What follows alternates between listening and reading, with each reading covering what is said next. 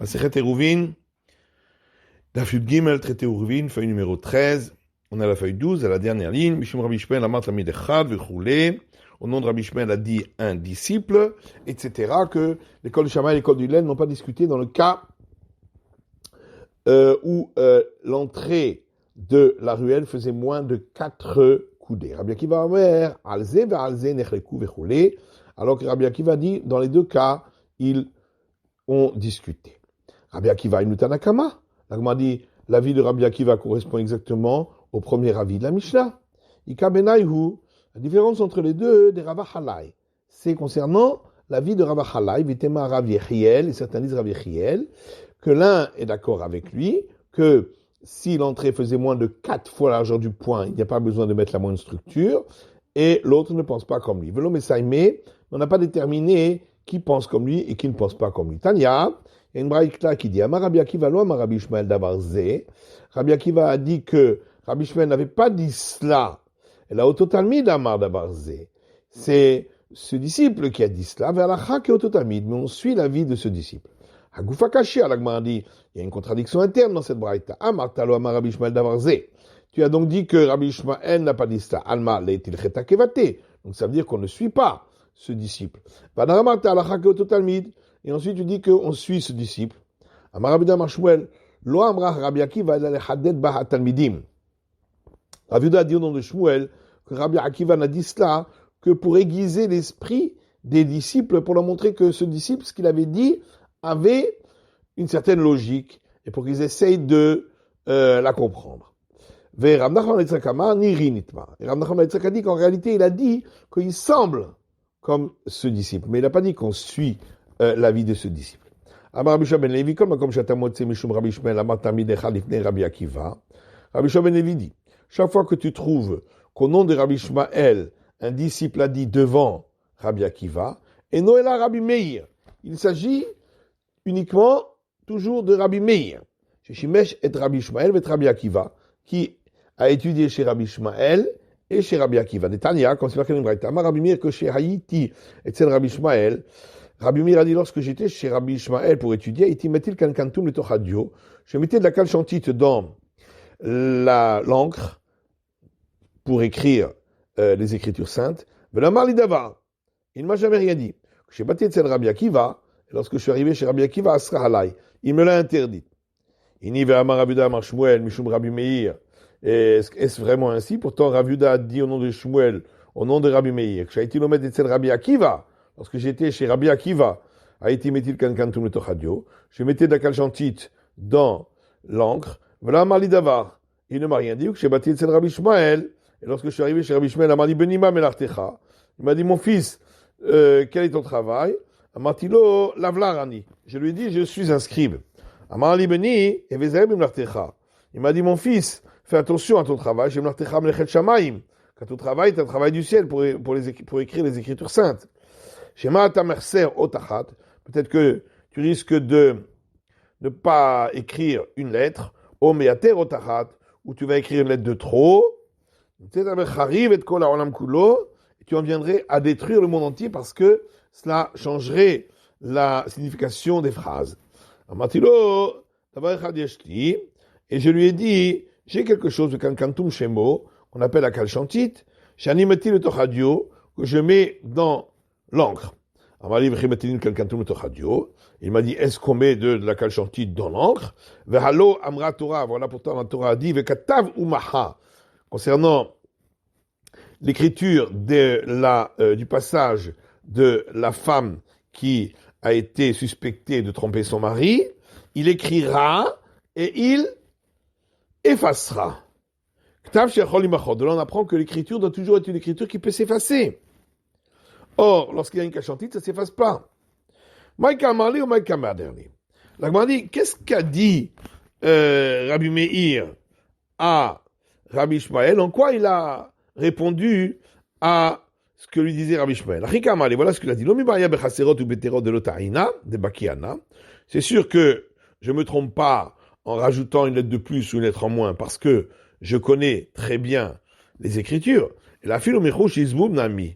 Mais même craindre que vienne une mouche, il m'ative et yative attaquer des dalets et se pose sur la pointe du dalet, ou machikle, et l'efface, ou machve les reish, et le rend reish, ce qui changerait le sens du mot. D'abord, il n'y a rien à craindre, j'ai quelque chose, avec un kantum shemo, appelé la kalchantite, shanimati le tochadio, que je mets dans l'encre, et l'encre ne s'efface pas. Kashia, shimush à shimush. Il y a donc une contradiction entre les deux enseignements ici, concernant chez qui il est allé étudier en premier, et chez qui il a étudié par la suite. Kasha asra asra. Il y a aussi une contradiction, qui lui a interdit la kalchantite. Alors, la question concernant chez qui il a étudié, c'est pas une question. Mais Kara Atta les Kamel Rabbi Akiva. D'abord, Rabbi Meir est allé étudier chez Rabbi Akiva. On me dit le matin les Kamalibé, et étant donné qu'il n'arrivait pas à comprendre bien avec son cœur ce que lui disait Rabbi Akiva, Atta les Kamel et Rabbi Ishmael, il est parti étudier chez Rabbi Ishmael, mais Gamar Gamra, et il a étudié les enseignements des sages, Vadar Atta les Kamel et Rabbi Akiva, puis il est revenu étudier chez Rabbi Akiva, mais savoir savra, et il lui a donné les logiques de chaque chose. Et là, Asra Kashia. Par contre, il y a une question concernant qui lui a interdit. Il y a une contradiction. Kashia, on m'a dit effectivement, c'est une contradiction. Tani Rabbi Yuda Omer, il y a une braïta. Rabbi Yuda dit, Rabbi Meir Omer, Rabbi Meir disait, la kol matin kankan tout meto chadio. Pour tous les cas, on peut mettre de la kalchantite dans l'encre. Routsu Parchat Sota. Sauf pour le passage concernant la femme qui est suspectée d'adultère. Rabbi Yaakov Omer Mishmo, Rabbi Yaakov dit en son nom de Rabbi Meir, Chutz Parchat Sota Sheba Mikdash. Sauf le passage de la femme suspectée d'adultère qu'on écrit dans le temple. Maï Benayou, quelle est la différence entre ces deux explications? Amar Rabbi Yirmiyah Nimchokla Minatora Ika Benayou. Rabbi Yirmiyah dit la différence c'est est-ce que on peut utiliser le passage qui est écrit dans la Torah et l'effacer pour une femme suspectée d'adultère. Vanetanae Kanetanae, et ces deux enseignants du temps de la Mishnah, leur discussion suit une autre discussion d'autres enseignants du temps de la Mishnah, des Tanya, quand c'est marqué dans une braïta. Le passage écrit pour une femme suspectée d'adultère ne peut être utilisé pour faire boire une autre femme suspectée d'adultère. Alors que Achi Bar Yoshi a dit que le passage écrit pour l'une est valable pour faire boire à une autre.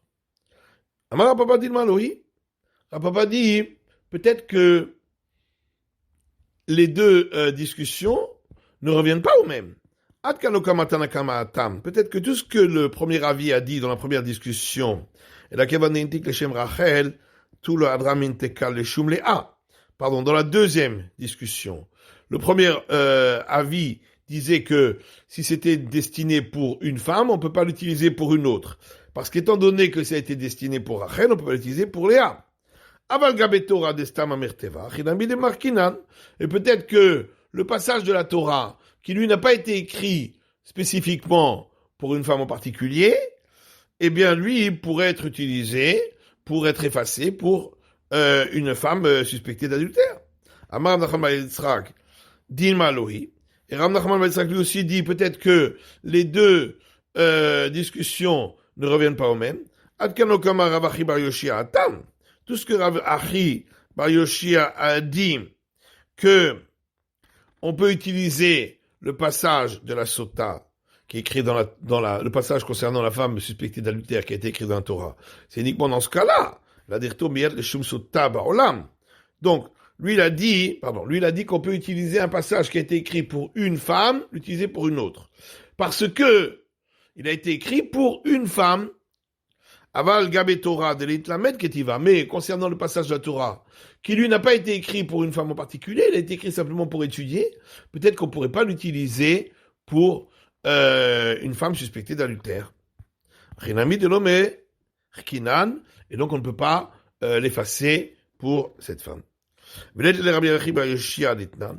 que Rabbi Achi bar Yoshia ne tient pas de cette Mishnah qui dit Katav get legaresh et ishto? Si quelqu'un a écrit un get un acte de divorce pour divorcer sa femme, Venimlar, puis il a changé d'avis.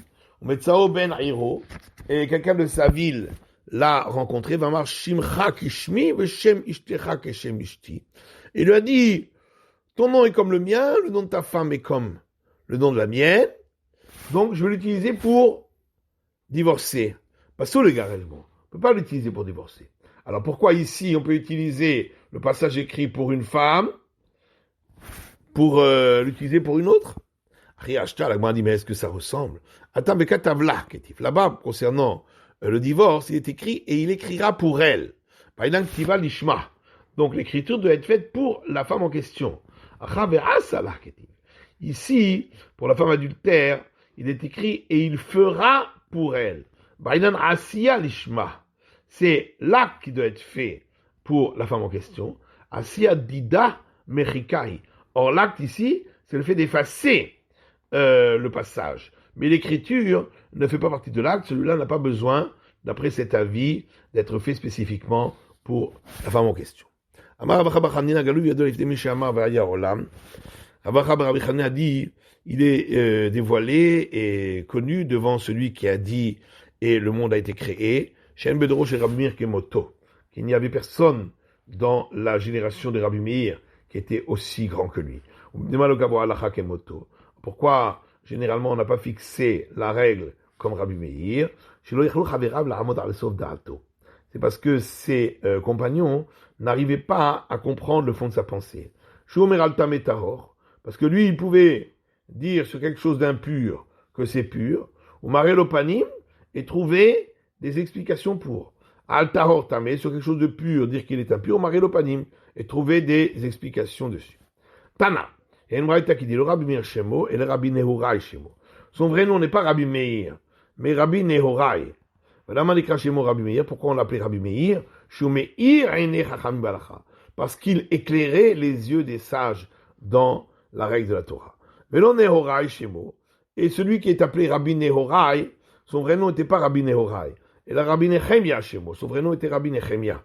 Vamrela Rabbi Elazar ben Arach Shemo. D'autres disent son nom est Rabbi Elazar ben Arach. Vela manika Shemo Nehorai. Pourquoi on l'appelait Nehorai? Shemanhir Eine Chacham Balacha. Parce que il rendait lumineux les yeux des sages dans la règle de la Torah. Amar Rebi. Rebi a dit, la raison pour laquelle j'ai un esprit plus aiguisé que celui de mes compagnons, parce que j'ai vu Rabbi Meir de dos. Si je l'avais vu de face, j'aurais un esprit encore plus aiguisé. Comme il est écrit, et tes yeux verront tes maîtres. Amar Rabbi Abaou, Rabbi Yochanan. Rabbi Abaou dit au nom de Rabbi Yochanan. Tamid ayalo Rabbi Meir. Rabbi Meir avait un disciple, Sumkus Shemo, appelé Sumkus. Shayomer al kol davar vedavar shel Touma, Arbaim ushmone ta'ame Touma. Qui disait, pour toute règle d'impureté, 48 raisons pour rendre impur. Al kol davar vedavar shel Tahara, et pour toute règle de pureté, Arbaim ushmone ta'ame Tahara, 48 raisons de rendre pur. Tana, Talmid Vatik Aya Beyavne, il y a une braïta qui dit, il y avait un disciple très assidu à Yavne, qui pouvait rendre pur un reptile mort par 150 raisons. Amar Ravina, Ani Adul Vatairenu. Ravina dit, moi aussi, je vais donner un argument pour dire qu'il serait pur. Si déjà le serpent qui tue et qui donc augmente l'impureté dans le monde, et malgré tout, il est pur. Alors, le reptile qui lui ne tue pas, et n'augmente pas l'impureté, le kol sheken n'a plus forte raison qu'il doit être pur. Velori, en réalité cet argument n'est pas juste. Le serpent n'augmente pas l'impureté. Simplement, lorsqu'il pique, eh bien, en piquant, il tue, mais c'est pas en tuant qu'il amène l'impureté, c'est le corps de celui qui est mort qui amène l'impureté. Amar Rabbi Abba Amar Shmuel, Rabbi Abba dit au nom de Shmuel, Shalosh Shanim nechleku bet Shammai bet Hillel. Pendant 3 ans, on se sont disputés l'école de Shammai et l'école de Hillel. Les uns disaient la règle suit notre opinion, et les autres disaient, la règle suit notre opinion. Yetza bat kol ve'amra, est sorti une voix céleste qui a dit, Elu va'elu divrei Elokim chayim, les uns et les autres sont les paroles du Dieu Tout-Puissant vivant, Hen, Valacha kebet Hillel, mais la règle suit l'école de Hillel. V'chimachar she'elu va'elu divrei Elokim chayim nema zarchu bet Hillel likbo halacha kemotan. Et la Gemara demande, mais si la Braïta continue en disant, et puisque les deux disaient des paroles du Dieu Tout-Puissant vivant, alors pourquoi l'école de Hillel ont-ils mérité que la règle soit fixée comme eux? C'est parce que ils étaient de bon caractère et modestes. Ils enseignaient leurs paroles ainsi que les paroles de l'école de Shammai. Mais ils faisaient passer les paroles de l'école de Shammai avant les leurs. Comme on a enseigné, Mishaï Roshov Rubobe Souka, celui qui avait sa tête et la majorité de son corps dans la Souka, et sa table dans la maison. D'après l'école de Shammai, c'est inapte, et donc il n'a pas rempli le commandement. D'après l'école de Hillel, c'est apte, il a accompli le commandement. Amrou bet Hillel bet Shammai, l'école de Hillel, on dit à l'école de Shammai,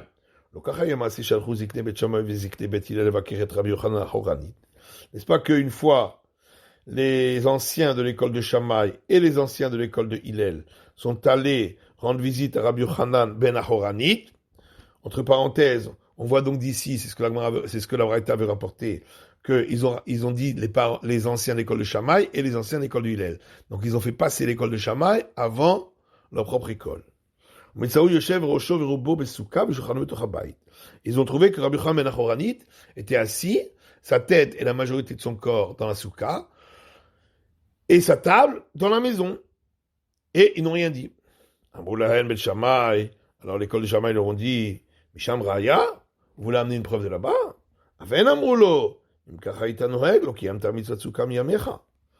Si tu as fait cela, eux aussi nous ont dit, les sages de l'école de Shammai, si tu as fait cela toute ta vie, tu n'as jamais accompli le commandement de la soukha de toute ta vie.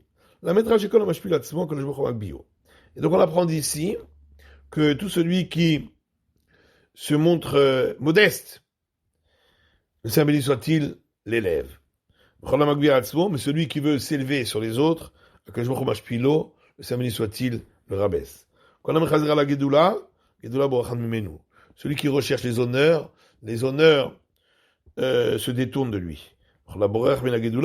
Celui qui s'enfuit devant les honneurs, les honneurs le poursuivent.